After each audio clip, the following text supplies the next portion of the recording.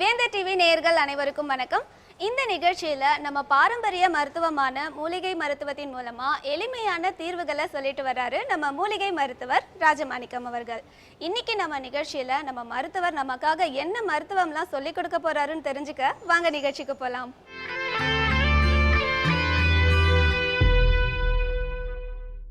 இன்னைக்கு இருக்கிற காலகட்டத்தில் வாயு தொல்லையே இல்லாத மனுஷங்க இல்லைன்னு கூட சொல்லலாம். அந்த அளவுக்கு இந்த கேஸ் ட்ரபிள்னு சொல்லக்கூடிய வாயு தொல்லை நிறைய பேருக்கு இருக்கு.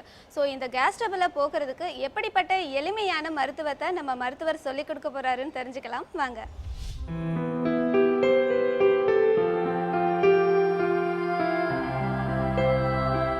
உலகெங்கும் உள்ள வேந்தர் டிவி நேயர்களுக்கு காலை வணக்கம். நம்ம இப்போ பார்க்குற மூலிகை மருத்துவம் வாயுவுக்கான மருத்துவம். வாயு தொல்லை அதிகமாக இருக்குது. வாயு வந்ததால் வயிறு வலிக்கும். வயிறு மட்டும் வலிக்கிறது இல்லை, இது வலி ஒரு இடத்துலேருந்து ஒரு இடம் போகும். இந்த வலி வரும்பொழுது முதுகு வலிக்கும். சில பேரால் குனிய முடியாது, நிமிர முடியாது, ரொம்ப கஷ்டப்படுவாங்க. அவங்களால பேசக்கூட முடியாது. கையை தூக்கணும்னா கையை தூக்க முடியாது, சட்டையை போட முடியாது, இந்த மாதிரி இருக்கும். ஏன்னா அவங்க சாப்பிட்ட உணவுகள் அந்த மாதிரி கண்ட இடத்துல போய் சாப்பிடுவாங்க. தேவையில்லாத எண்ணெய்களில் அவங்க சமைச்சிருப்பாங்க, வேறு எண்ணெய்களில் சமைச்சிருப்பாங்க. நல்லெண்ணெயில் மட்டும் சமைச்சிருந்தா இந்த மாதிரிலாம் சிக்கல் வராது. இன்றைக்கி இருக்கிற எல்லா எண்ணெயிலையும் இன்றைக்கி வடை பஜ்ஜி எல்லாம் சாப்பிட்டதால் இந்த வாயு தொல்லை வருது. இந்த வாயு தொல்லையை சரி பண்ணணும்னா அதுக்கு முக்கிய மருந்தாக நம்ம பூண்டை பயன்படுத்துகிறோம். பூண்டு நிறைய வாயுகளை வெளியேற்றக்கூடியது. பூண்டை சாப்பிட்டாலே எல்லா வாயுவும் சரியாகும். ஆனால் பூண்டு மட்டும் போதாது. பூண்டு மட்டும் சாப்பிட்டு உள்ள முழுவதும் புண்ணாயிடும். பூண்டை தினந்தோறும் சாப்பிட்டாங்கன்னா உள்ள புண்ணாயிடும், குடல் புண்ணாயிடும், வாய் புண்ணாயிடும், கன்னங்கள் வாய்க்குள்ளே இருக்கிற கன்னங்கள் புண்ணாயிடும். அதனால் பூண்டை அளவாக தான் சாப்பிட்ணும். பூண்டை தேவைக்கேற்ப தான் நம்ம சாப்பிட்ணும். இல்லைனா இதை வேக வச்சு சாப்பிட்ணும். இப்படி சாப்பிட்டா தான் இந்த வாயு சரியாகும். இந்த வாயுவை சரி பண்ணுறதுக்கு இந்த பூண்டு ஒரு முக்கியமான ஒரு மூலிகை. இந்த மூலிகையோடு சேர்ந்த அந்த பூண்டு இது மேலே உள்ள தாள்களை எடுத்து போட்டு பூண்டை மட்டும் நம்ம இப்போ பயன்படுத்துகிறோம். சுக்கு, இஞ்சை காய வச்சா சுக்கை இடித்து அதிலேருந்து கொஞ்சம் அந்த பொடி எடுத்து நம்ம வாயில் போட்டு கொஞ்சம் பனை வெல்லம் போட்டோம்னா அந்த வாயு தொல்லை குறைய ஆரம்பிச்சிடும். சுக்கை நீங்கள் சாப்பிட்டீங்கனாலே வாயு கொஞ்சம் கொஞ்சமாக வெளியாகும், வலி குறைய ஆரம்பிச்சிடும். வாயுனுடைய வலி வந்துச்சுன்னா குத்தல் வலி இருக்கும். அந்த ஒரு பக்கமாக குத்திக்கிட்டே இருக்கும். நீங்கள் பேசணும்னு நினைக்கிறத பேச முடியாது, எங்கேயாவது போகணும்னு நினச்சாலும் போக முடியாது, பேசாமல் போய் வீட்டில் படுத்துக்கிறதான் தோணும். அடி வயிற்றில் தலகாணியை வச்சு நல்லா அழுத்தி பிடிச்சிட்டு படுத்துருப்பாங்க. ஏன்னா வலி தாங்க முடியாது அந்த வாயு தொல்லையால். அதை இந்த சுக்கும் வெல்லமும் சாப்பிட்டாலே சரியாகும். ஆனால் அந்த சுக்கும் வெல்லம் மட்டும் இந்த வாயுவுக்கு போதாது. அதோடு சேர்ந்து நம்ம பூண்டு சேர்த்துருக்கோம். சித்தரத்தைன்னு சொல்லுவோம். சித்தரத்தைன்னா அரத்தைன்னு சொல்லுவாங்க. இது எதுவாக இருந்தாலும் அறுத்து எடுக்கக்கூடியது, உள்ளே இருக்கிற வலியை வெளியேற்றக்கூடியது. வாயு மேலே அது ஏப்பமாக வரணும், இல்லைனா காற்றா கீழே போகணும். ரெண்டும் இல்லாமல் ஒரே இடத்துல தங்கியிருந்து அது என்ன செய்யும், சில பேருக்கு முட்டியில் போயிடும். முட்டியில் போனால் முட்டி வலி மாதிரி கால் வீக்கமாகிடும். சிலருக்கு பார்த்திங்கன்னா வயிறில் போயிடும், சிலருக்கு முதுகில் முதுகில் போயிடும். அவங்களால குனிய முடியாது, நிமிர முடியாது. அதெல்லாம் அறுத்து எடுக்கக்கூடியதால் தான் இந்த அரத்தையை சேர்க்குறோம். அரத்தைக்கு சித்த அரத்தை இதுக்கு பேர். இந்த சித்தரத்தையை நம்ம பயன்படுத்தும் போது அந்த இடத்துல இருக்கிற வலியை சரி பண்ணுறது இல்லாமல் அங்கே இருக்கிற வாயுகளை வேறு இடத்துக்கு மாற்றி வெளியேற்றுறதுக்கு இது ஒரு முக்கியமான மருந்து. வால் மிளகு ஏன் பயன்படுத்துகிறோம்? சாதாரண மிளகு இருக்குது, வெள்ளை மிளகு இருக்குது. இது வால் மிளகு. இந்த வால் மிளகை சாப்பிடும்பொழுது அந்த வாயுகளை கலைச்சிடும். மொத்தமாக ஒரு இடம் இருந்தால் வேகமாக கலைச்சி அந்த வாயுகளை வெளியேறும்போது வலியை குறைக்கும், வயிறை சுத்தம் செய்யும், மலத்தை கட்ட செய்யாது, மலத்தை வேகமாக வெளியேற்றும். அப்போ வாயு தொல்லை இருக்காது. மலச்சிக்கல் இருந்தால் தான் வாயு வரும். மலச்சிக்கலை வெளியேற்றலைன்னா அந்த வாயு சரியாகாது. மலச்சிக்கலை வெளியேற்ற உங்களுக்கு எல்லா சிக்கலும் போயிடும். மலம் கட்டினாலே எந்த ஒரு கஷ்டமும் சரியாகாது. மலத்தை வெளியேற்றினா தான் நல்லது. மலம் வெளியேறணும்னா இந்த வால் மிளகை சேர்க்குறோம். இந்த வால் மிளகோட சேர்த்து நம்ம ஓமமும் கொஞ்சம் வெல்லமும் வாயில் போட்டு மென்று சாப்பிட்டு வந்தீங்கன்னா அந்த வாயுவானது கலையும். இதெல்லாம் தனித்தனியாக சேர்க்குறவங்க. இது எல்லாம் சாப்பிட்டு பார்த்து எனக்கு வாயு கலையில அப்படின்வாங்க. ஏன்னா ஒரு சில பேர் சுக்கும் வெல்லமும் சாப்பிடுவாங்க, ஒரு சில பேர் பூண்டும் வெல்லமும் சாப்பிடுவாங்க, ஒரு சில பேர் சித்திரத்தையும் வெல்லமும் சாப்பிடுவாங்க, ஒரு சில பேர் ஓமமும் வெல்லமும் சாப்பிடுவாங்க. இதெல்லாம் சாப்பிட்டாலும் அந்த வாயு வெளியாகாமல் அவங்களுக்கு வலி தீரலை. நானும் எல்லாம் சாப்பிட்டு பார்த்துட்டேன், மாத்திரை எத்தனையோ மாத்திரை போட்டேன், செட்டு மாத்திரை நாங்கள் அதையும் சாப்பிட்டு பார்த்துட்டேன், ஆனால் இந்த வலி மட்டும் நிற்கலைன்னுவாங்க. அதெல்லாம் நிற்கலைனாலும் இந்த ஓமத்தோட வெல்லம் சேர்த்து சாப்பிட்றோம். அது இல்லாமல் இது கூட்டு கலவையாக இந்த கூட்டு கலவையோட சேர்த்து பால் சேர்த்துருக்கோம். பால் வந்து நாட்டு மாட்டு பால். இந்த கூட்டு கலவையோட சேர்த்து நாட்டு மாட்டு பால் நம்ம சேர்க்குறோம். இந்த நாட்டு மாட்டு பாலோட சேர்த்து இந்த மருந்தை நம்ம தயாரித்து இதை வந்து நம்ம மருந்தாக இல்லாமல் ஒரு சிறந்த உணவாக எடுத்துக்கிறணும். இது மருந்தே கிடையாது, சிறந்த உணவு. இதை சாப்பிட்டோம்னா வயிறு சுகமாக இருக்கும், அந்த வாயு வெளியே ஆகி அந்த வலி இல்லாமல் போகும். வலி குறைஞ்சாலே உங்களுக்கு ரொம்ப சுகமாக இருக்கும். உடலில் வந்து அந்த வலி இருந்துச்சுன்னா நீங்கள் பேச முடியாது, மூச்சு விட முடியாது, இரும முடியாது. நீங்கள் எங்கேயாவது போகணும்னா வேகமாக நடக்க முடியாது. நடந்தால் அங்கே முதுகில் வலிக்கும், இல்லைன்னா அடி வயிற்றில் வலிக்கும், இல்லைன்னா குத்தும். இந்த குத்தல் எல்லாம் சரி பண்ணுறதுக்கு இப்போ நம்ம மருந்தை நம்ம பார்க்க போகிறோம்.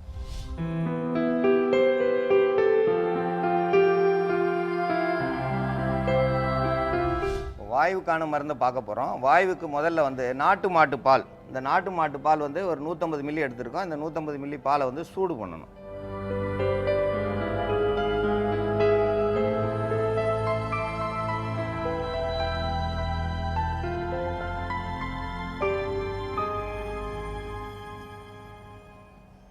பூண்டு நம்ம உரிச்சு எடுத்திருக்கோம். பூண்டை உரிச்சு எடுத்து ரெண்டாக உடைச்சிருக்கோம். ஏன்னா இந்த பூண்டு வந்து நல்லா வந்து வேகணும். அந்த முழு பூண்டாகவும் போடலாம், அது கொஞ்சம் அதிக நேரம் ஆகும்.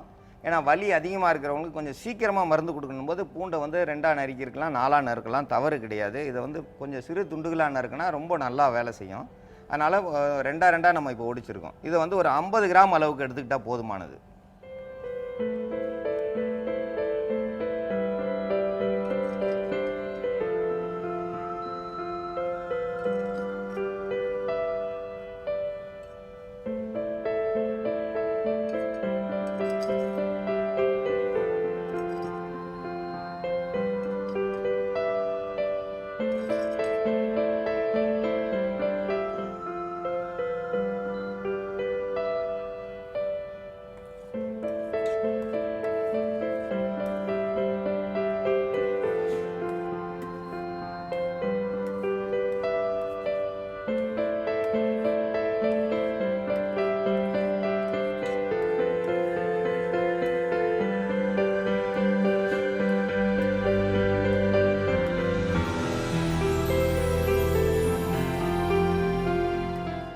வெந்துக்கிட்டே இருக்கும்போது சித்திரத்தை வந்து ஒரு 1/2 கிராம் அளவுக்கு எடுத்துருக்கோம். சித்திரத்தை நல்லா கொஞ்சம் இடித்து எடுத்துருக்கோம். சித்திரத்தை வந்து கொஞ்சம் நார் பகுதியாக தான் இருக்கும், நாராக தான் இருக்கும்.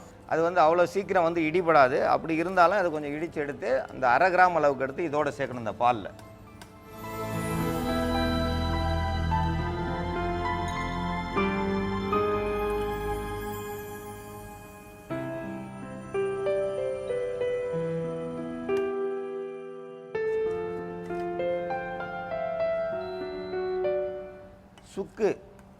சுக்கு வந்து ஒரு 1/2 கிராம் அளவுக்கு எடுத்துக்கிட்டால் போதும். சுக்கு கொஞ்சம் இடித்தோம்னா கொஞ்சம் தூளாக கிடைக்கும். அதனால் 1/2 கிராம் அளவு எடுத்தால் போதும். அதிக அளவு தேவையில்லை, ஏன்னா காரத்தன்மை அதிகமாக இருக்கும். காரத்தன்மையை நம்ம குடிக்கும் பொழுது கொஞ்சம் சுகமாக இருக்கிறதுக்காக வேண்டி 1/2 கிராம் அளவு தான் நம்ம சேர்க்குறோம்.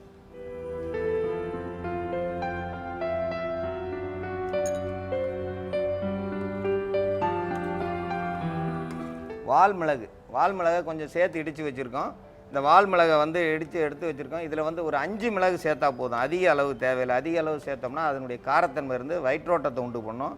வயிற்றோட்டம் இல்லாமல் வலியை மட்டும் சரி செய்யணும். அந்த வாயுவை வெளியேற்றணும்னா 5 மிளகு அளவுக்கு எடுத்து போட்டுக்கிட்டால் போதுமானது.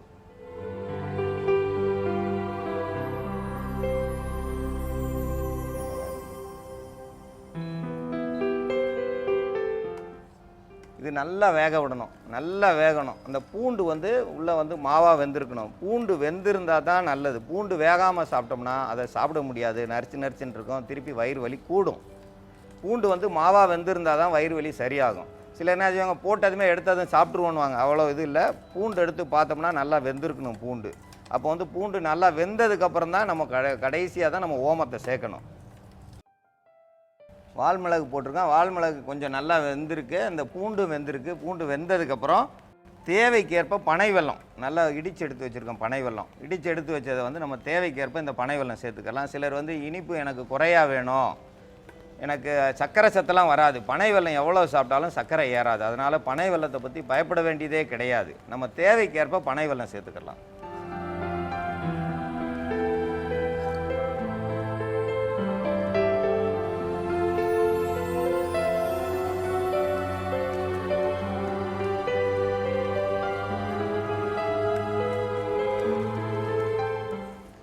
கடைசியில் தான் பனை வெல்லம் போடுறோம். பனை வெல்லம் ஏன் முதல்ல போடலன்னா, பனை வெல்லம் போட்டதுமே பால் கெட்டு போயிடும். கடைசியில் போட்டோம்னா அந்த பால் வந்து கட்டியாயிடும். அது ஒரு மாதிரி ஒரு நல்ல மணமாகவும் ருசியாகவும் இருக்கும்.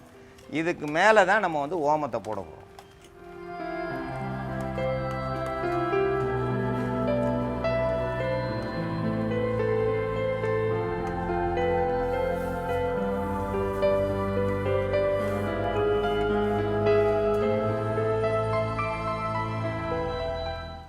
இப்போ வந்து ஓமம், இந்த ஓமத்தை வந்து ஒரு அரை ஸ்பூன் அளவுக்கு மேலாப்பில் போட்டுக்கிற வேண்டியதான். இதை போட்டு அப்படியே வந்து அந்த வெதுவெதுப்பான சூட்லேயே சாப்பிட்ணும்.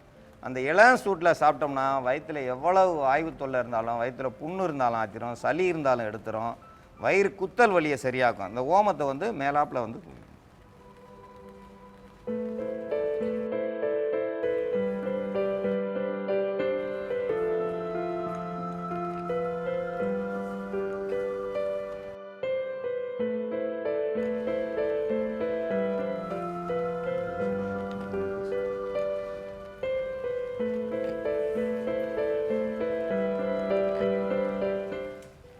இப்போது வாயு தொல்லைக்கான மருந்தை நம்ம தயாரிச்சிருக்கோம். இந்த வாயு ஏன் வருது அப்படின்னாக்கா, உருளைக்கிழங்கு, வாழைக்காய் பொரித்தது வறுத்தது சாப்பிட்றப்போ வந்து வாயு தொல்லை அதிகமாக வருது. இன்னும் பார்த்தீங்கன்னாக்கா மாமிச உணவில் வந்து முட்டை சாப்பிட்றவங்களுக்கு இந்த வாயு தொல்லை வருது. பெண்களுக்கு தான் வந்து அதிக சுமை துவைக்கிறப்போ குனிகிறது, தண்ணீர் குடம் அப்படி தூக்குறப்போ எல்லாம் வந்து அவங்களால தூக்கவும் முடியாது, குனிய முடியாது, நிமிர முடியாது, மூச்சு விட முடியாது, பசி இருக்காது. சாப்பிட்றப்ப பார்த்தீங்கன்னாக்கா அங்கங்கே பின்னாடி இடுப்பில் கால் கையெல்லாம் வந்து ரொம்ப குத்தெடுக்கும். படுக்க முடியாது, அவங்களால பேசக்கூட முடியாது, மூச்சு விட முடியாது. அப்படி இருக்கிறவங்க வந்து இந்த மருந்தை வந்து காலையில் 7 நாள் அல்லது 9 நாள் காலையில் வெறும் வயிற்றில் சாப்பிட்டுட்டு வந்தாங்கன்னா அந்த வாயு தொல்லை நீங்கி சுகமாக இருப்பாங்க. அந்த முட்டை சாப்பிட்றவங்க வந்து முட்டையிலையும் வந்து தயாரிக்கிற ஒரு மருந்து இருக்குது. அது அடுத்த ஒரு மருத்துவத்தில் நம்ம அதை பற்றி பேசுவோம். இதை வந்து பார்த்தீங்கன்னா வீட்டில் பாயாசம் காய்ச்சின மாதிரி இருக்கும், ரொம்ப அற்புதமாக இருக்கும். இதை வந்து சாப்பிட்டவங்க தினந்தோறும் எனக்கு இதை செஞ்சு கொடுங்க, எனக்கு முதுகு வலி இல்லைனாலும் கேட்பாங்க. ஏன்னா எவ்வளோ முதுகு வலி இருந்தாலும் சரியாயிரும், சளி எடுத்துரும், குத்தல் வலி இருக்காது. இதமான சூட்டில் தான் சாப்பிட்ணும். இதை சூடு ஆறுனதுக்கப்புறம் இதை சாப்பிடக்கூடாது. இதை செஞ்சு வச்சுருந்து நாங்கள் வந்து குளிர்சாதன பெட்டியில் வச்சுக்கிறோம் அப்படின்லாம் இல்லை. இது உடனே செய்யணும், அன்னன்னைக்கு செய்யணும், தினமும் செஞ்சு தினமும் இதை சாப்பிட்ணும். அப்படி சாப்பிட்டாங்கன்னா அவங்களுக்கு அந்த குத்தல் வாயு சரியாகும். எவ்வளவு மோசமாக எத்தனை மாத்திரை சாப்பிட்டு எனக்கு வலி தீரலைனாலும் இது கண்டிப்பாக சரியாகும். இது சரியாகும்போது அவங்களுக்கு தெரியும், இடுப்பு வலி இருக்காது, குறுக்கில் வலி இருக்காது, நெஞ்சில் வலி இருக்காது, ஏங்கி மூச்சு விட முடியாமல் இருக்கும், சத்தமாக பேச முடியாது. நீங்கள் ஃபோன் பண்ணி பாருங்கள், அவங்க வந்து குசு குசுன்னு தான் பேசுவாங்க. ஏன்னா பலமாக பேசுனா அவங்களுக்கு வந்து நெஞ்சு வலிக்கும். அந்த அளவுக்கு இருக்கிறவங்களுக்கு இது வந்து ஒரு சிறந்த மருந்து. இது குழந்தைகளுக்கு கொடுக்கலாம், பெரியவங்களுக்கு கொடுக்கலாம், யாருக்கு வேணாலும் கொடுக்கலாம், தவறே செய்யாது. இதை வந்து அதிக அளவு நம்ம செய்யலாம் வீட்டில் அப்படின்னா அதுக்கு தக்கன இப்போ நம்ம சொன்ன அளவு மாதிரி நம்ம கூட்டிக்கிற வேண்டியது. ஆனால் இது ஒருத்தருக்கு தான் இதனுடைய அளவு. இது ஒருத்தர் இதை சாப்பிட்டாங்கன்னா முழு பலனும் கிடைக்கும். இன்னைக்கு நம்ம மூலிகை மருத்துவம் நிகழ்ச்சியில் நம்ம மருத்துவர் நமக்காக வாயு தொல்லை ஈஸியான தீர்வை சொன்னார். கண்டிப்பாக உங்கள் எல்லாருக்குமே இது ரொம்பவே யூஸ்ஃபுல்லாக இருக்கும்னு நினைக்கிறேன். மீண்டும் அடுத்த வாரம் இதே நிகழ்ச்சியில் சந்திக்கிறேன். நன்றி, வணக்கம்.